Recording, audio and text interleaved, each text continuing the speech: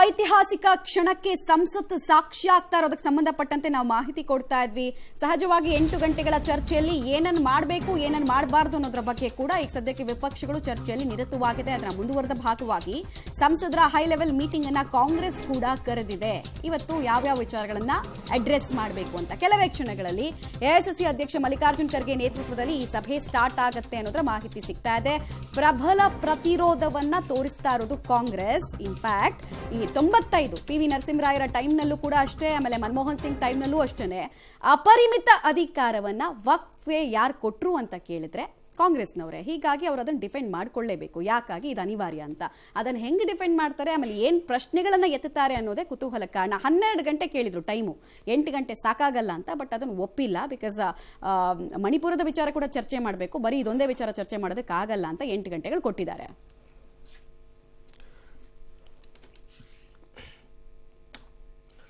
Right, ಈ ವಿಚಾರಕ್ಕೆ ಸಂಬಂಧಪಟ್ಟಂತೆ ಚರ್ಚೆಯನ್ನು ಆರಂಭ ಮಾಡೋಣ. ಇಬ್ಬರು ಅತಿಥಿಗಳು ನಮ್ಮ ಜೊತೆ ಇದ್ದಾರೆ. ಮೊದಲನೇದಾಗಿ ಬಿಜೆಪಿಯಿಂದ ಮೋಹನ್ ವಿಶ್ವ ಅವರು ಬಂದಿದ್ದಾರೆ. ಸರ್ ನಮಸ್ತೆ, ಕಾರ್ಯಕ್ರಮಕ್ಕೆ ತಮಗೆ ಸ್ವಾಗತ. ಇನ್ನು ಕಾಂಗ್ರೆಸ್ನಿಂದ ನಜ್ಮಾ ಅವರು ನನ್ನ ಜೊತೆ ಜಾಯ್ನ್ ಆಗ್ತಾ ಇದ್ದಾರೆ. ನಜ್ಮಾ ನಮಸ್ತೆ, ನಾನು ಅರವಿಂದ್ ಮಾತನಾಡ್ತಾ ಇದ್ದೀನಿ. ನನ್ನ ಧ್ವನಿ ತಮಗೆ ಕೇಳಿಸ್ತಾ ಇದೆ ಅಂತ ಭಾವಿಸ್ತೇನೆ. ನಮಸ್ತೆ ಅರವಿಂದ್. ಓಕೆ ರೈಟ್, ಹಾಗೆ ಸಂಪರ್ಕದಲ್ಲಿರಿ. ಚರ್ಚೆಯನ್ನು ಆರಂಭ ಮಾಡ್ಬಿಡ್ತೀನಿ. ಮೊದಲನೇದಾಗಿ ಆಡಳಿತ ಪಕ್ಷದವರಿಂದನೇ ಶುರು ಮಾಡ್ಬೋಣ ಚರ್ಚೆ. ನಿಮ್ಮ ಪ್ರಣಾಳಿಕೆನಲ್ಲೇ ಇತ್ತು ಮೋಹನ್, ಇದು ಆ್ಯಕ್ಚುಲಿ ಇದನ್ನು ತರ್ತೀವಿ ಅಂತ ನಿಮ್ಮ ಪ್ರಣಾಳಿಕೆನಲ್ಲೇ ಹೇಳಿದರು. ಆದರೂ ಇಷ್ಟು ಹಠ ಮಾಡಿ ಇದನ್ನು ಜಾರಿಗೆ ತರ್ತಾ ಇರತಕ್ಕಂಥದ್ದು, ಒಂದು ಕಡೆ ತನ್ನ ಮಿತ್ರ ಪಕ್ಷಗಳನ್ನೂ ಓಲೈಸಿಕೊಂಡು ಅವರು ಕೇಳಿದಂತಹ ಬೇಡಿಕೆಗಳನ್ನ ಈಡೇರಿಸಿಕೊಂಡು ಇದನ್ನು ಜಾರಿಗೆ ತರೋದು ಕೊಟ್ಟಿರೋದು ಯಾಕಾಗಿ ಮತ್ತು ಇದರಿಂದ ಯಾರಿಗೆ ಅನುಕೂಲ? ಇದರಲ್ಲಿ 2 ಆಸ್ಪೆಕ್ಟ್ ನೋಡೋಣ. ಮೊದಲನೇ ಭಾಗ ಚರ್ಚೆನಲ್ಲಿ ನೋಡಬೇಕು ಅಂತ ಹೇಳಿದ್ರೆ, ಫಸ್ಟ್ ಆಫ್ ಆಲ್ ಈ ಕಾನೂನೇ ಅಸಂವಿಧಾನಿಕ. ಯಾವ ಕಾನೂನು? ಈ ವಫ್ ಕಾನೂನು ಅನ್ನೋದು ಹಿಂದೆ ಇದ್ದಿದ್ದು 95 ಅಲ್ಲಿ ಆಗ್ಬೋದು, 2013 ಅಲ್ಲಿ ಆಗ್ಬೋದು, 1955 ಅಲ್ಲಿ ಆಗ್ಬೋದು. ಇದು ಹೇಗೆ ಶುರುವಾಯಿತು ಅಂತ ಹೇಳಿದ್ರೆ, ಬೇಸಿಕಲಿ ಒಂದು ಓಲೈಕೆ ರಾಜಕಾರಣದ ಪರಮಾವಧಿಯಿಂದ ಶುರುವಾಗಿದ್ದು. ನೋಡಿ, 1947 ನಲ್ಲಿ ಅಖಂಡ ಭಾರತ ವಿಭಜನೆ ಆದಾಗ ಒಂದಷ್ಟು ಜನ ಪಾಕಿಸ್ತಾನಕ್ಕೆ ಹೋದ್ರು, ಒಂದಷ್ಟು ಜನ ಪಾಕಿಸ್ತಾನದಿಂದ ಹಿಂದೂಗಳು ಇಂಡಿಯಾಗೆ ಬಂದಾಗ, ಪಾಕಿಸ್ತಾನದಲ್ಲಿ ಹಿಂದೂಗಳು ಬಿಟ್ಟು ಬಂದಂತ ಜಮೀನಾಗ್ಬೋದು, ಮನೆಗಳಾಗ್ಬೋದು, ಬೇರೆ ಬೇರೆ ಜಾಗಗಳಾಗ್ಬೋದು, ಅದನ್ನ ಅಲ್ಲಿನ ಸರ್ಕಾರ ವಶಪಡಿಸ್ಕೊಂಡು ಎಲ್ಲರಿಗೂ ಕೊಡ್ತು. ಅದೇ ರೀತಿ ಇಲ್ಲಿ ಭಾರತದಲ್ಲಿ ಇದ್ದಂತ ಮುಸಲ್ಮಾನರು ಇಲ್ಲಿ ಬಿಟ್ಟು ಹೋದಂತಹ ಪ್ರಾಪರ್ಟಿಗಳನ್ನ ಅದನ್ನ ಏನ್ ಮಾಡಿದ್ರು ಅಂತ ಹೇಳಿದ್ರೆ, ಸರ್ಕಾರ ಬದಲು ವಕ್ಫ್ ಬೋರ್ಡ್ ನ ಕ್ರಿಯೇಟ್ ಮಾಡಿ 1955 ಅದಕ್ಕೊಂದು ಕಾನೂನು ತಂದು ಎಲ್ಲವನ್ನ ವಕ್ಫ್ ಬೋರ್ಡ್ಗೆ ಸೇರಿಸ್ತು. ಓಕೆನಾ? ಸೊ ಇದು ಮೊದಲ ಓಲೈಕೆ ರಾಜಕಾರಣದ ಪರಮಾವಧಿ. ಇದಾದ ನಂತರ 95ರಲ್ಲಿ ತಂದಂತ ಒಂದು ಡ್ರೆಕೋನಿಯನ್ ಅಮೆಂಡ್ಮೆಂಟ್. ಯಾವ ರೀತಿ ಅಂತ ಹೇಳಿದ್ರೆ, ಈ ವಕ್ಫ್ ಬೋರ್ಡ್ ಯಾವ್ದಾರ ಒಂದು ಪ್ರಾಪರ್ಟಿ ಅದು ವಕ್ಫ್ಗೆ ಸೇರಿಸಿದ್ದು ಅನಿಸಿದರೆ ಸಾಕು.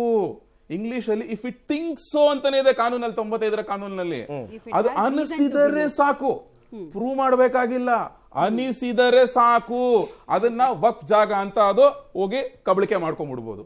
ಅದಾದ ನಂತರ ಯಾರ ಜಾಗವನ್ನು ಅದು ಕಬಳಿಕೆ ಮಾಡ್ಕೊಂಡಿದ್ಯೋ ಆ ಜಾಗದ ಓನರ್ ಪ್ರೂವ್ ಮಾಡ್ಬೇಕು, ಇದು ನಿಂದಲ್ಲ ನಂದು ಅಂತ ಹೇಳಿ.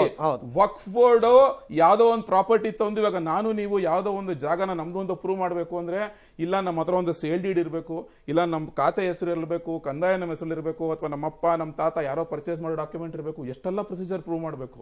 ಬಟ್ ವಕ್ಫ್ ಮಂಡಳಿ ಆಗಲ್ಲ, ಅದಕ್ಕೆ ಅನಿಸಿದರೆ ಸಾಕು ಅನ್ನೋ ರೀತಿಯಲ್ಲಿ ಅಮೆಂಡ್ಮೆಂಟ್ ತಂದ್ರು. ಇದು ಮತ್ತೊಂದು ಓಲೈಕೆ ಪರಮಾವಧಿ.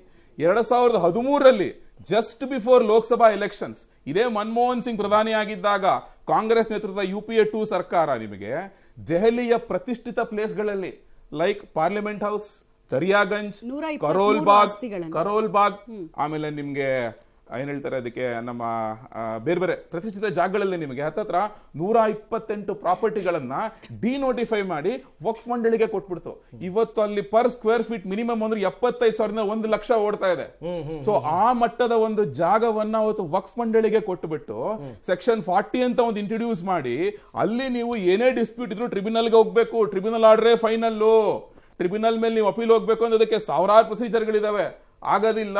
ಸೊ ಈ ರೀತಿಯಾದಂತ ಒಂದು ಓಲೈಕೆ ರಾಜಕಾರಣದ ಪರಮಾವಧಿಯನ್ನ 1955, 95, 2013 ನಲ್ಲಿ ಕಾಂಗ್ರೆಸ್ ಸರ್ಕಾರ ಸತತವಾಗಿ ಮಾಡ್ಕೊಂಡು ಬರ್ತಾ ಇದೆ. ಇದು ಒಂದು ಭಾಗ.